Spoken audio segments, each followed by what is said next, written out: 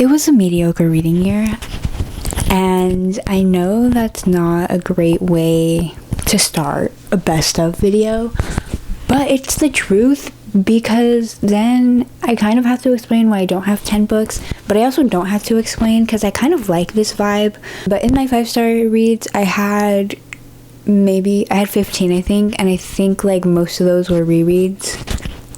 I ended up ruining my experiences with a lot of books because I was trying to force myself to read literally during the worst weeks of my life. I think I need to learn to chill out. Well, I think everything's gonna get better for me here on out, but still, I need to like chill out a little bit. I don't have 10, but again, I kind of like this vibe where I just pick what deserves to be in this list, and that doesn't necessarily have to be 10 books. I don't know if I want to rank these from 1 to whatever. I think I just want to talk about them. First, I want to talk about the book that I don't own physically before I forget, because I'm going to forget. It's Rules for Vanishing by Kate Alice Marshall. Rules for Vanishing follows our main character and her group of friends as they journey into a forest to try and find the main character's sister.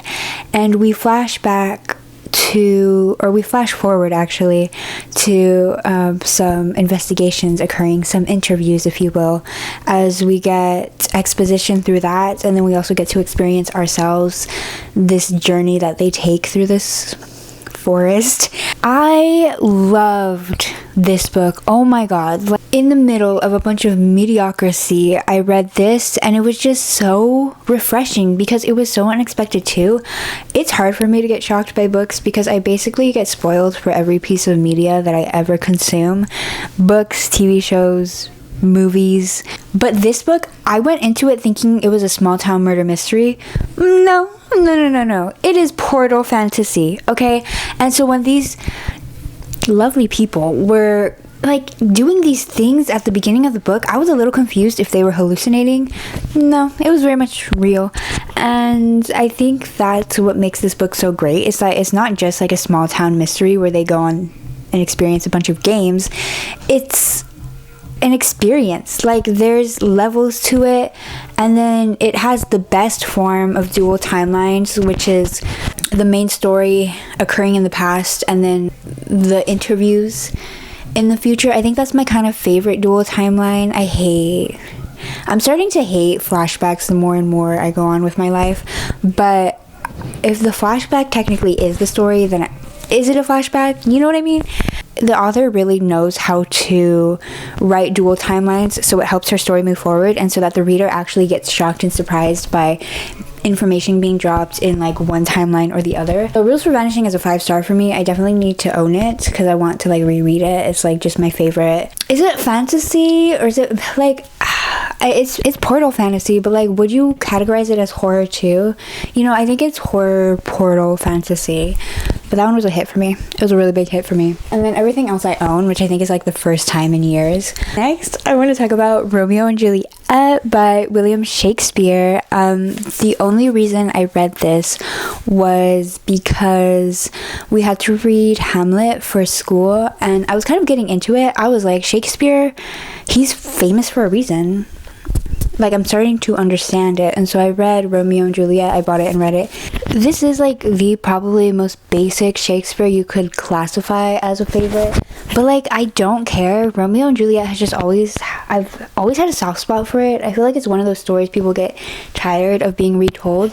But I love it. West Side Story, a hit. So many other things that I can't remember right now, a hit. Like, Romeo and Juliet is just that girl, and I love her. It was just so nice reading this and then recognizing the pattern of the story, because you know, retellings, they take it into their own hands sometimes they'll follow it like act by act, and I think entire time I was reading this I was just thinking of like West Side Story. It's literally a perfect retelling. It's the familiarity with the story that just makes me really love it. And I think I need to definitely read more Shakespeare. I have a memoir, and that is In the Dream House by Carmen Maria Machado.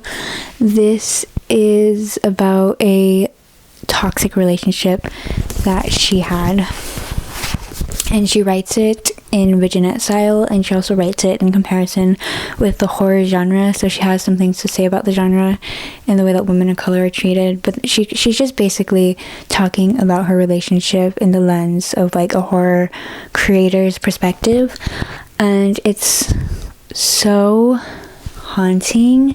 I think the way that she was able to talk about this relationship and just like certain moments of her life in comparison with certain things of the horror genre is really interesting. And I also think the Visionette formula works really well for telling the story, because not everything about the relationship is important. It's certain moments of the relationship and the way that it made her feel.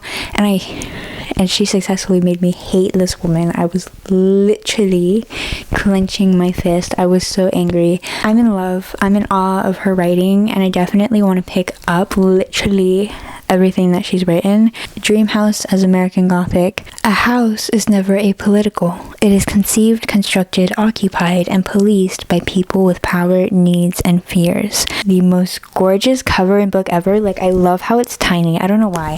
And it's a very specific type of hardback that I love. And now we're getting into the ultimates of this list, starting with The Lesbiana's Guide to Catholic School by Sonora Reyes. This is a 2022 release that I gifted myself during Pride Month, obviously, and I had barely heard about it like a month or so before.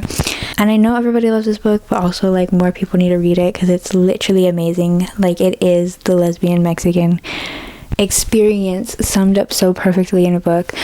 This follows Cami, Yummy, I knew I was almost there.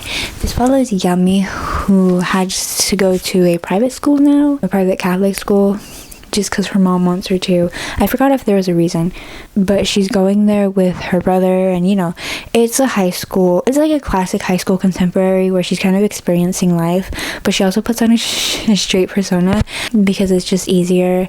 And there's also this stuff that's with her dad, who's in Mexico. And like I said, it's like a classic YA contemporary, but it's so explicit in the way that it talks about its themes, which I think is really good for a YA book.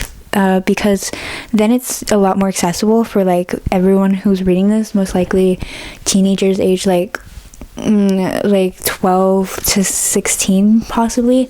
Like, people who need this book will like understand exactly what it's saying, and it talks a lot about a lot of things about the lesbian experience that are so specific that I don't think a lot of books tackle in the young adult genre. Like, I feel like when we get into specifics of the sexuality, the author wants to talk about it, it's most likely going to be in an adult book, because what teens should, or what authors think teens should be more concerned about, is finding themselves and accepting their sexuality first, before like we could start talking about the word lesbian, or like how you're treated differently than other sexualities and things like that, like the lesbian specific experience. Just as there are specific experiences of being bisexual, of being gay, transsexual, of being straight, there's specific experience of being a lesbian. It was such an easy 5 stars. I feel like I usually give YA contemporaries 4 stars, like a 4.25, because I really do love them. I mean, I'm never gonna stop loving YA contemporaries, at least here in my prime, but I never really feel so connected to them. And I think my problem is just I read contemporaries with a bunch of kids who are nothing like me. It's just something that hits so close to home when you read about yourself. I was gonna say, like, this is the cover of 2022. Like, nothing compares to this. I'm literally obsessed. The yellows and the pink together, okay? This portrait, it's so fun. Like, even the inside is gorgeous. And then, of course, the pink and the yellow. Like, I'm literally obsessed. This, I think, is my favorite sci-fi 8TM. Seven Devils by Laura Lamb and Elizabeth May. So it's kind of funny because I checked out this one and the sequel. I guess technically also the sequel is in my top 10. Usually with series, I like to include the entire series unless the entire series was a flop. I like to include the entire series, so I do agree that Seven Devils and Seven Mercies belong on this list. Funny enough, I always have my periods where I won't go to the library because I'm too busy, and so I was like, I'm gonna try Zip Books, which is this program where you could order books, they'll send it to you through Amazon, and you just have to return it to the library. I think like a lot of libraries have this program. So I ordered this one and the sequel because they're really expensive. They're like $20 something, and I was not going to buy that myself. And when I was reading them, I was like, of course these had to be the books that I first get from the library in a while, because now I want to own these books because I love them so much.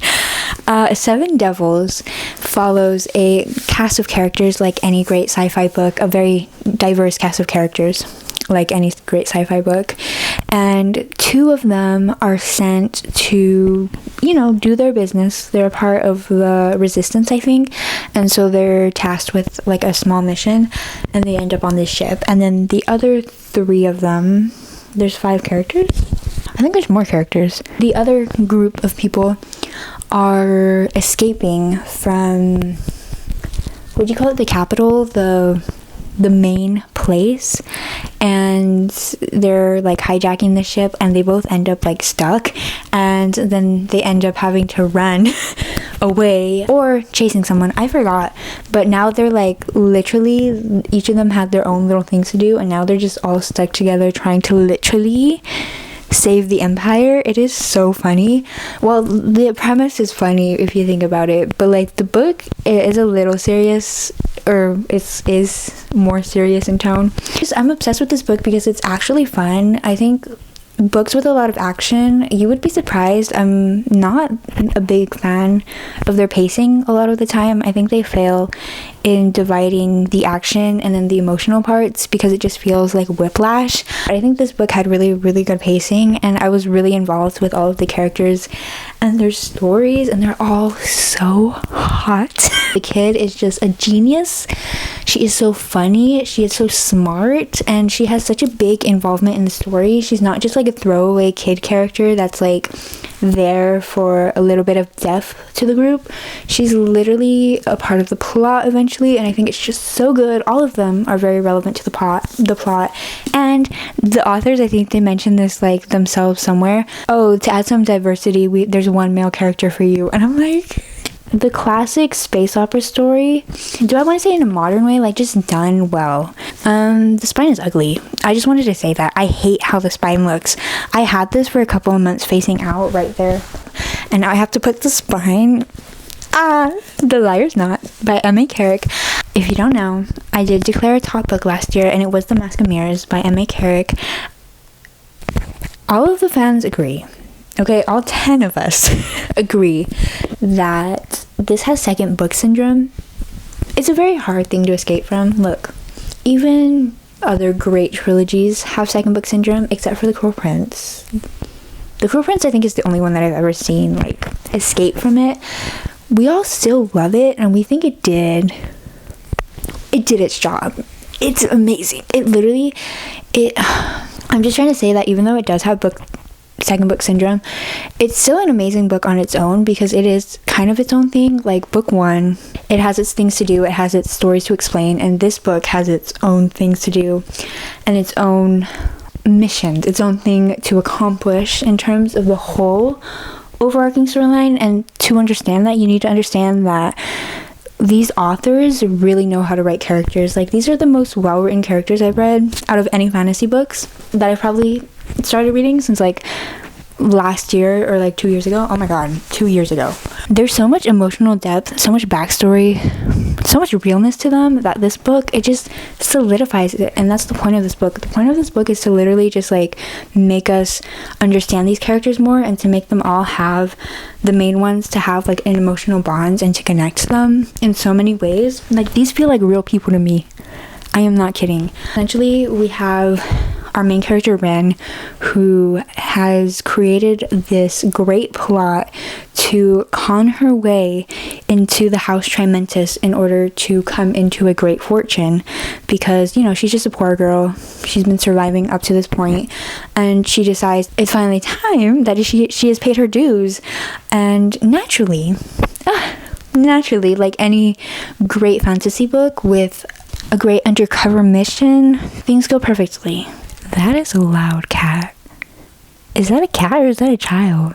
The authors are really good, not only at writing characters, but they also really understand their worlds, and they understand just like the world that these people exist in. And so it's really thoroughly thought out and explained, except I'm not smart enough to to make connections. That's why I'm bad at history. Even though I love history, I can't make connections. I don't know why. Sorry, that cat tripped me up. Like, what is that? It's kind of scaring me. Book 1 really focuses on Ren, obviously, because we're looking at her kind of experiencing the downfalls of her plot. But we really get more perspective on Vargo, and just more specifically, Gray Serrato. Gray, he is the character of this book. I think a lot of people are like, oh, we get more about Vargo and his story in this one. Nope. It's the Gray show.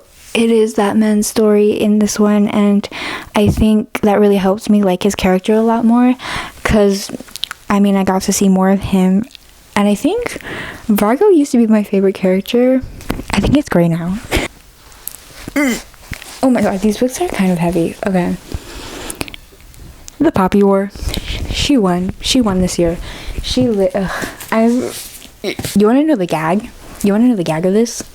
I haven't even finished The Burning God, but that doesn't matter, because the Poppy War was still going to be here anyways. It's truly ruined, like, any other series that I ever will read. I'm being a little dramatic. Yeah, I read this at the beginning of the year, and it really set my expectations high. Maybe this is why my year failed, because I was so, like, involved in this book. I just, like, nothing could compare. If you're emotionally prepared, you just have to read it and understand why everybody's obsessed with it. It's a highly acclaimed series for a reason. Like, nobody's lying to you.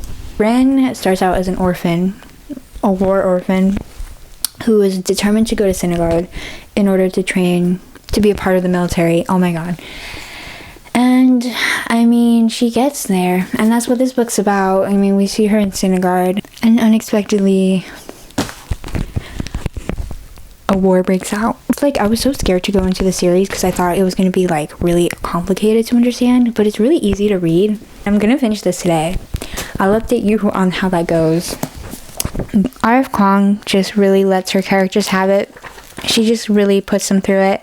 It's brilliant. I'll never forget about it. It's going to be on my bookshelves forever. What do I say? Yeah, those were my best of 2022. Very, very excellent. I highly recommend literally all of them, especially those last 4 that I talked about. I love them so much. Okay, yeah, that's all I have for you today. Bye.